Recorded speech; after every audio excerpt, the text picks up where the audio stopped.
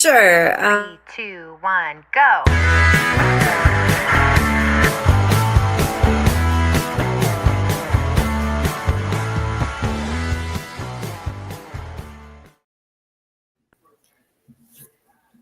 Hey, everybody. I'm Lyra R. Saenz, and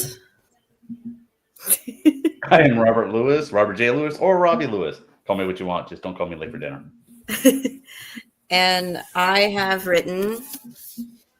This is show up. This is Prelude,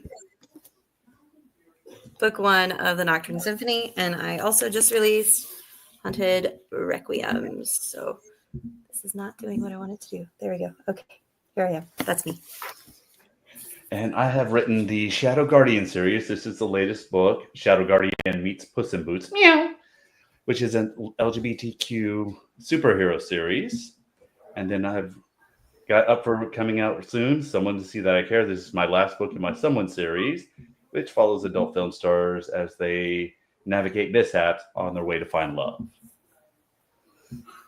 Okay. So our first question is, which fictional character would you most like to meet? See, I have two. So the first one I would love to meet would be Don Quixote. I mean, can you imagine immersing yourself in books so much that you decide to make the books your reality, and then seeing the nobleness in like creatures that aren't there, that don't normally see it. Like Rocinante was a noble steed, but he was just like a donkey. And finding love for a woman he's never met, it just, that powerful imagination in itself. And the other would be Anna Madrigal from the Tales of the City series, who literally reinvented herself and created this whole family, this safe space for all these people in San Francisco to live in. What about you?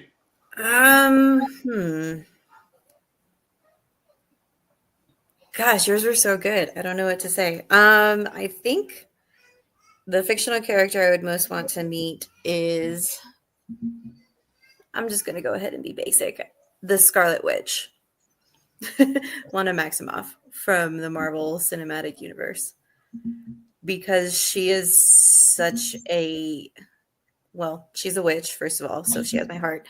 But she's just such a interesting character, and she's also a mom, so I can relate to that. And I would just like to see, like, pick her brain on her perspective on the universe. I feel like it would be insane, but yeah, she is kind of insane though, but it's a good insane. It is, in a good way. So if you had to choose one breakfast for the rest of your life to eat, what would it be? Ooh. That's easy for me. Eggs Benedict. The hollandaise sauce on English muffin, and then if I can get some salmon on there, smoked salmon on there as well, I'm good to go. See, I'm lactose intolerant. I can't do that. So for me, because I don't normally eat breakfast for me is coffee. So if we're talking food, probably Cocoa Pebbles with vanilla almond milk in a glass, because I don't eat cereal in a bowl. I eat cereal in a glass, which I don't understand why more people don't do it, because it's just so easy to get the cereal and drink the milk. But Eggs Benedict, if I wasn't lactose intolerant, I'd definitely at least try that. What's the best written magic system in a fantasy book? See, I'm going to go off the wall. So I like the Aragon series, how their magic worked. Because they were actually, like, magic wasn't like spells and something, like magic was everywhere. And you kind of pulled the energy and you formed it, and you could imbue things, you could store energy and things that you needed for later. You only had, like, you were a battery for the magic. And that's what actually I kind of did in my Shadow Guardian series with like Esmeralda and all the magic users. They gather magic to use. And I really like that aspect because then you don't have to think about the consequences, this, that, and the other thing. I actually am going to go to I think it's either a YA or a middle grade, the House of Night series. It's a vampire series, but they're kind of like a mix between vampires and witches. So like each person has their like they have an affinity for something. And that's kind of also what I've based my own magic system around. It's like each person has their magical type that they're really good at. And that's how they work within the world. And they also have like, they have on their face, they get like glowing, like almost tattoos type based on how powerful they are and stuff like that. And I also have a similar thing with like the witches marks in my series. So that's what Sort of like with a cross between Shadowhunters and Charmed. Yes. Yeah. So yeah, the Charmed ladies each had their own affinity. And then I've actually never read Shadowhunters. They would tattoo runes on their arms and things, and that would imbue them with special magical powers and abilities. Ah, I like that. Yeah. So that's always quite interesting. But the Aragon one, it's like I like that one because the consequences that you burn out, so you know your limit on that one. That's why I really that series really like propelled me into the fantasy world. I'm actually getting ready to reread the Aragon series. I never read books 3 and 4, so I'm fixing to just shoot them all together real quick. Yeah, that's an amazing series. Another good series. God, what was it? I mean, Lord of the Rings is a great series, but it's a hard read. It's a very hard read. No, another good book was The Last Unicorn. That's an old. Yes. Oh my gosh. A lot of people don't remember. I mean, that I saw the cartoon. That I was enthralled with the cartoon, but then I read the book when I was older, and it's amazing about how apathetic she was as a unicorn, and I really felt that kind of fantasy realm with the magician who was always goofing up.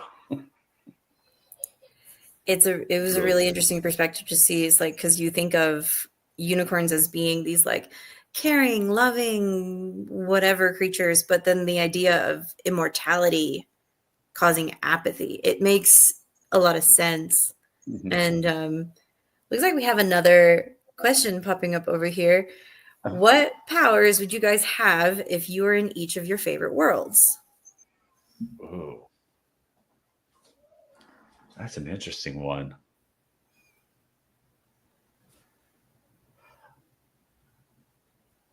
I don't know. I'm trying to think. I would definitely have empathy. I feel like it's like the ability to sense some other people's emotions and possibly manipulate that. Just because I, as a person, have that kind of natural tenacity. And I think like if I were to have an active power, I would want to be a shapeshifter. So change form or into animals or whatever. I don't know. I'm kind of torn between invisibility and the ability to stop time. Because there's never enough time in the world. No, never. Yeah, because I mean, there was a show way back when that was really bad. It was like Out of This World or something. She could put her fingers together and stop time. She was an alien and she could fix things and things like that. I mean, I think that, but being invisible and being able to like disappear for a little while and nobody bother you, that also seems like a perfect thing for us introvert extroverts. I can feel that. Be able to just turn off at a moment's notice. Yep. Which is why I like the shape shifting, because I could turn into a mouse or something and just like leave and nobody would know I was there.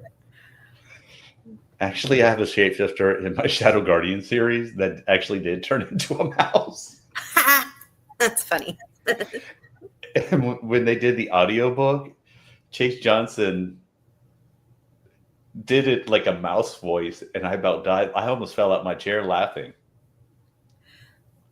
I have a book coming out in November called The Gilded Cage, and one of the characters discovers that they have this ability, but it's a very like feline oriented. So I'm excited to see how people react to that. Yeah. Oddly enough, she talks about it at some points. Like, I didn't want to talk to him anymore, so I just turned into a cat and took a nap. God, could you imagine being able to do that? Great. Just like, okay, I'm done with you. Turn into a cat and just run away. Yeah. That lends itself to a lot of hilarity. It is. Let me just go hide in a place where you cannot find me. And when I want to come back out, I will. Perfect. Perfect. And then go knock some things off the counter. Heck yeah. You annoyed me? That doesn't go there. Bop. You could stage cat videos. And go viral. There you go. I'm internet famous as my cat-like self and never have to own a cat because I am the cat. Yeah, and I'm allergic. Oh no! Well, I can become a hypoallergenic cat. A friend of mine has the hairless ones, and he has to bathe them every week. Oh gosh, they're actually a lot higher maintenance than you would expect. But we have a black cat that she's hypoallergenic. But she's like, I think she's a cross between either a what's it called? A Siberian or something. But she's got like, everybody on my partner's side of the family is like allergic to cats, but Violet never triggers their allergies. So it's pretty nice. I would want a Mancoon if I ever got a cat. But then I thought about the litter box. It's no different than having to go outside and with a dog? Scoop up the poop with the dog, yeah. Yeah. No. Juanita was small, so no, we never had to do that. Every time I take my toddler outside, she points out all of the ew, poo-poo that people didn't pick up. I'm like, oh, well, it's just people. So do you think authors are like cats? I think those of us who are introverted are, which a lot of us are. Yeah. I think it depends. I mean, we're definitely varied in the animal kingdom. Because you either have the cats that are always, either have the orange cat, which always does something mischievous, or you have like the quiet kitten that doesn't want to be bothered. I think there's also that idea of like, not saying dogs are dumb, but like varying in dog breed, it depends on like how smart they are depending on the breed. But yeah. I feel like almost all cats across the board have this kind of wary level of intelligence. Just like the idea is like, no, I don't want you touching me. No, get away from me. So that like that self-awareness, I guess, of I've had enough. Yes. Yes. Yeah, I really would. Yeah, definitely. There's only, so much personal space time. Mm-hmm. And I do think a lot of authors are like that. We need the time to just kind of get into our own worlds and our own stories. And if we don't, we can become very angry people. At least that happens to me. I don't know about you. Oh, I don't get angry. I just get flustered. I mean, that's one of the things I love about being in, writing is that I get to be in my own little world with characters that unfortunately take over the story all the time. Yeah. Are you a planner, a pantser, or a plantser? Sort of a plantster. Sometimes I will write the end before the beginning, or I'll have an idea for it and I'll just go for it. And then I'm like, how the hell did I get here? I'm very much the same. When I actually started writing the Nocturne Symphony, I wrote a scene first. It happens. I just barely got to put it into one of the books. It happens in book 5. And I have been sitting on this scene for 5 years, waiting for where it would go. But it was one of the first scenes to pop up. So. Like Puss in Boots wasn't even supposed to be a book. I just decided at the end of the voice I went, well, that we're going to make a kitty boy. We're going to skip the next book and the title, the next one, and that'll be the next one. There you go. And then for someone to see that I care, I actually wrote the basis of the beginning, like, God, it was pandemic years in 2019. And I was just sitting there waiting, and it ended up being chapter 3. Nice. I also was writing during the pandemic. Did you freeze on me?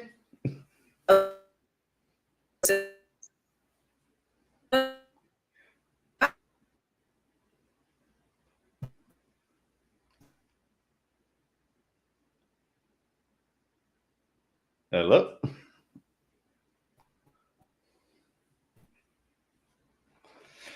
So, yeah. So I'll just go ahead and talk for a little bit. I don't know if it's me. I do know my internet has been going in and out here, but I haven't seen it go away. You're back.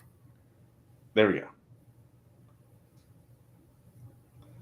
So like I was saying, I wrote the chapter, the basis of that chapter during the pandemic time period, and you were talking about writing during the pandemic.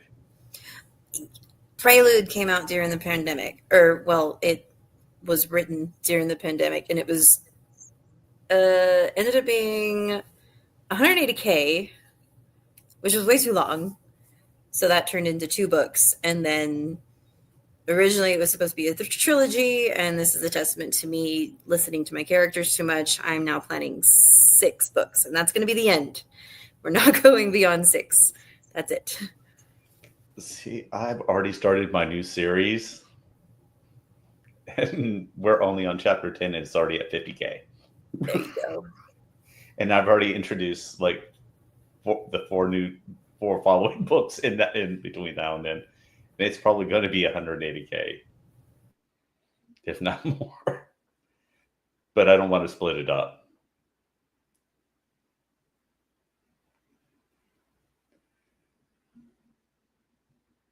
Yeah, I think we lost her again. And it's okay. We can work with this. So, yes. So, yeah, she froze again, but we're going to keep going with it.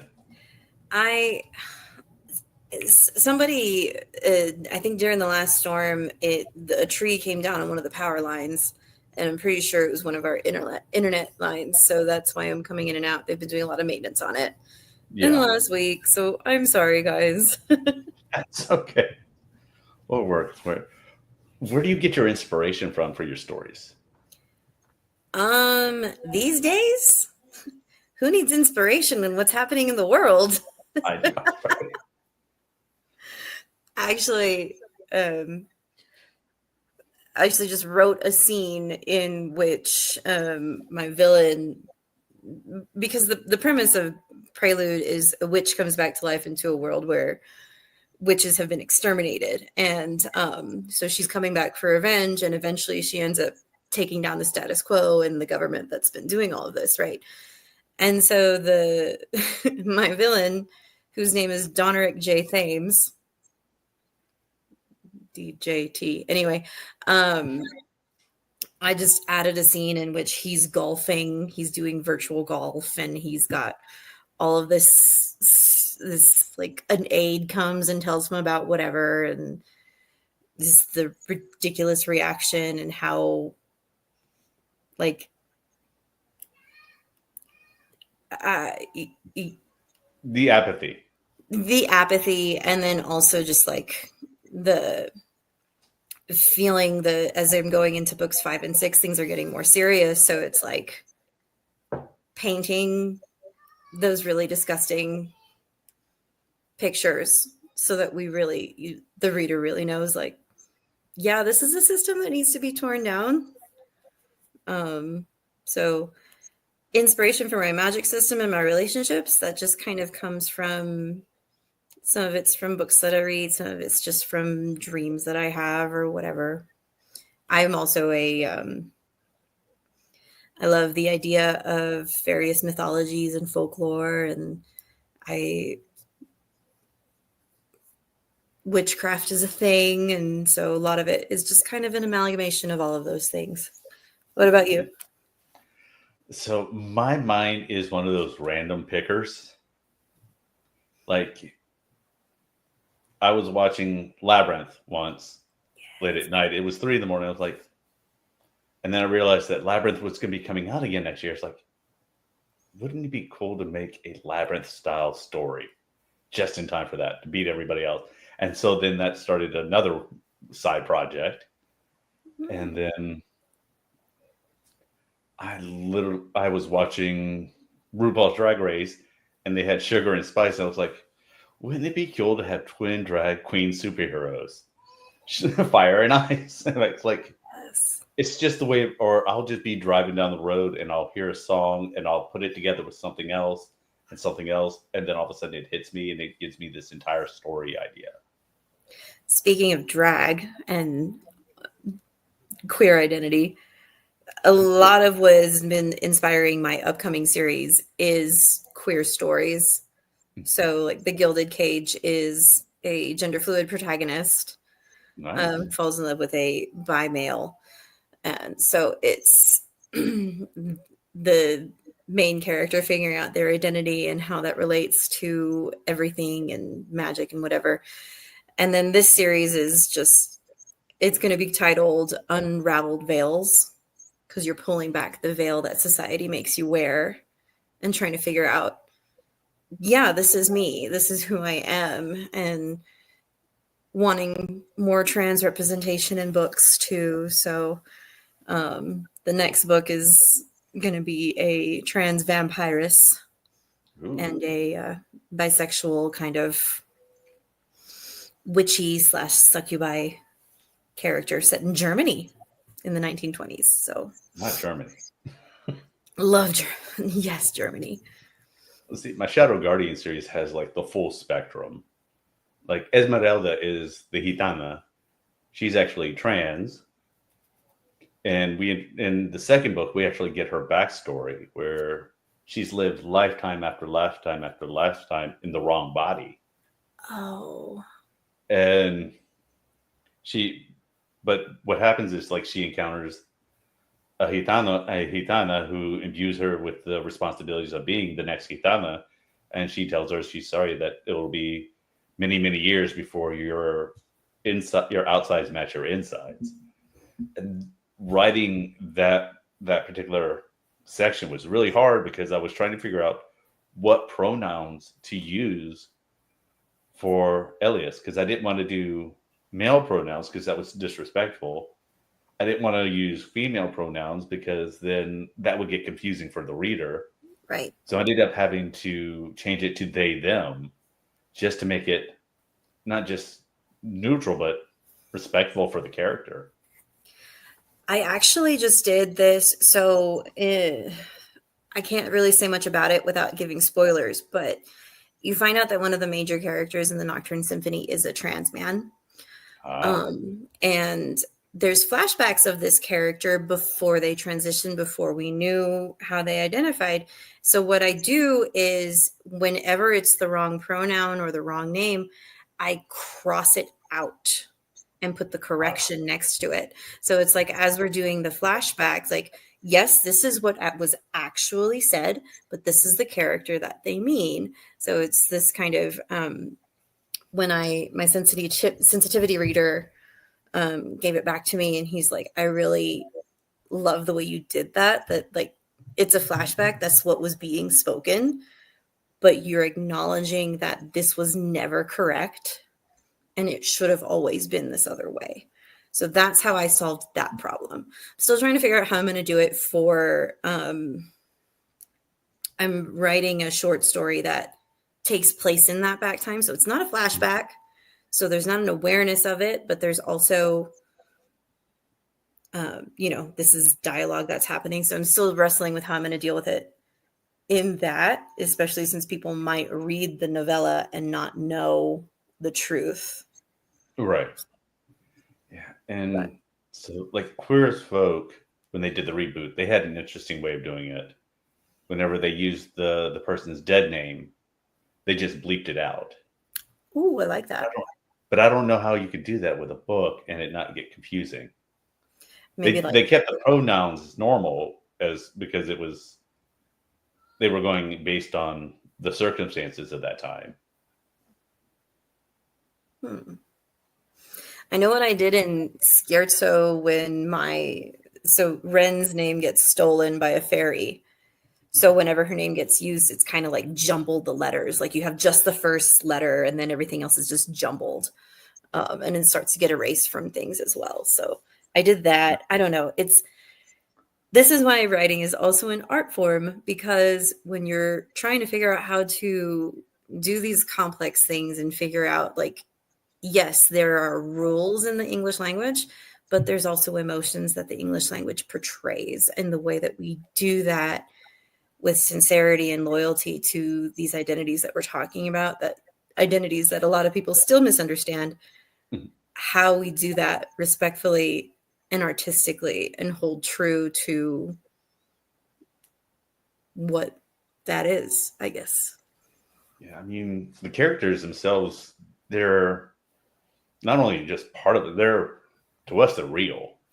I mean, we brought them to life. They're like our children. Yeah. And I still love the fact that I have non-binary, binary creatures in my books, like Chitter and Allegro. And one thing that they like to say is, just because our programming is binary doesn't mean we are. I love that. There's a robot. The villain dead names the trans man a lot. And there's a point where he sends like an AI to capture the princess. And the AI's response is, there was only one female person there, and it was not the person that you are talking about. Like, not even the artificial intelligence are transphobic in my world. So it just shows, like, yeah, homophobia, transphobia is a baser thing. It's primitive. It is not an aspect of an advanced society, in my opinion. I think one of the other funniest things in my series is that the gay couple, Diego and Alex, inadvertently have two children together. And then Juan Carlos looks at his son, because he lost his son like a long time ago, and he just came back into his life, and he looks at his son and smacks him in the back of the head and gets upset. He goes, how is it that they can give me two grandchildren and you can't even give me one? I love that trope. Accidental baby acquisition. Yes. It's one of my faves. That's one thing I have not been able to figure out if I want to get into, is that Omegaverse style. You know, there's so much dialogue about the Omegaverse right now. Like all the I don't know if you're ever like reading those like controversial things on social media with Bookstagram and Book Talk, but like people are talking about like, I want more MF fiction in the Omegaverse, and I'm just like, you realize the Omegaverse was entirely written to subvert heteronormative expectations, right? Like, Yeah. do you realize what you're talking about? I don't think I could. Because if I did, I would make it incredibly, there would be the social issues of it and the political intrigue of it. And people don't read Omegaverse for that. They read it because they want, yeah. See, I've been most of it I've been reading has been Yao manga. Mm. And so there's always that gray area that they have in that Megaverse that you're kind of like cringe. I'm like, yeah, they're pheromones, but you should be able to control yourself just a little bit better. And then the dubiousness of it too, that tends to come out as well, or is like, I think like the popular published books are like the female is the Omega, and I'm just like, how is that interesting? Like, how is that interesting? Like, but anyway. Yeah. But that's the funny thing is, in the ones I've been reading, there are actually female alphas. That's interesting to me. Yeah. That subversion, like the whole point of the Omegaverse is to subvert all of that. And if that's what we're like, that same thing, I also read yaoi and stuff, and you go into those fan fiction archives with Omegaverse, and oof, it goes everywhere. But have you ever written any fan fiction? Not okay. Yes, not of Omegaverse though. Oh, but just I've never done an Omegaverse. But you have in general. I have. In fact, The Gilded Cage was a fan fiction. No, I restructured it. It was already an alternate universe, so it wasn't like I took the world of the author. It was just the characters that I was playing with. So that, and then also Sisong de la Corsair was a fanfic. It's a Little Mermaid retelling. So I did a Thundercats fan fiction, which was 1,000 years after the original Thundercats, and there were twin Thundercat lords. And instead of Thundera being the planet being rescued, it was Plundar, and it was the Plundarians trying to assimilate into the Thundarian society and the prejudices and things that they were involved in. Love that. Apparently, my friend really, really loves it and wants me to write more, but I really can't because it's not my world. Like, that's it. That's, you put the fanfic out. That's what you had. But I might turn it into a different style sci-fi series. I had quite a few things in the archives on AO3 and fanfiction.net. I took it down not because I was getting published, but because AO3 ticked me off. They like, I mentioned in like a sub comment that I was opening a Patreon because this is something a lot of people do. It's like, if you want early chapters, whatever. And then they emailed me that I was in violation of something. And I was just like, okay, so you have all of these other authors doing this exact same thing and you're going to talk to me about it? Fine. All my stuff comes down. I'm not playing that game. So. Yeah.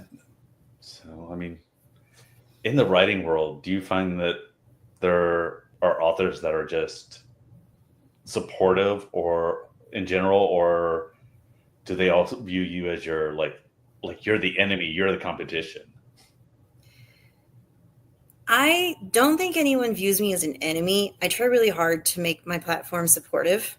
Like I read your first Shadow Guardian book and I left a nice review, and it's like I'm working very hard to make sure my platform is a positive platform and a safe space for other authors. Like, I love to give advice. I've had some people come into my DM saying, hey, can you look at my my blurb? What's going on? What can I make better? And I'll help them out. I do think that there are definitely authors that are very into themselves, I'm going to say that I'm going to put it that way. And that's fine. Like, that's a fine way to be. Some people have that like line of, I'm an author, I should separate myself from other authors. And I think that's okay as well. But I'm not inclined to, you know, really assist authors like that. Like it just, yeah. Yeah, one of the things that I tend to do is I surprise other, like some of the newbie authors. They're like, "Thank you so much for sharing this or doing like that," and I'm like, "We rise together." Yeah. I mean, I've only encountered one incident where the author decided that they were too good, and so they ended up on the block list. Yeah, it was really interesting. There was a book series. I read all of the books because I enjoyed them. And like, this was someone who I had been following and they had followed me. And it's like, I would assume they know who we are because, you know, but then when I messaged, I think I found an error or something in one of the arcs that I had. So I messaged about it and she was like, "Who are you?" And I was like, "Okay, never mind. I see how it is." Yeah, and then, so go-to author. Who's your go-to author to read? Oh, shoot. Well, my favorite author is Kim Harrison, if we're talking trad publications. I don't really have a go-to author anymore because I would rather just explore new people. I was like, so yeah. So traditional publishing, it's Rice Ford because I love the way that they like develop their characters, and they're definitely a planster because they plan out the entire series, and it's just amazing. It's like Stephen King-esque type planning. And then non-traditional is Charlie Cochet because they really taught me that humor is okay to have in serious romance. I love that. All right. And I think we're about out of time, are we? Looks like it. So where can we find you? I am Book Witch Signs at almost all of my handles. And I have my website, bookwitchsigns.com. And anyone's welcome to come in and follow or pop in. If you're an author or reader and you want to have a chat, feel free to shoot me my DMs. Just don't ask me for money. That's all. And you can find me on TikTok, Threads, and Instagram as author Robert J. Lewis. Website's robert-j-lewis.com. Stay up to date with all my little shenanigans, and the dashes are needed there because without them, you go to somebody else's website. Thank you guys for joining us. Pleasure. You're seeing you in the book world. Yay! 3, 2, 1, go.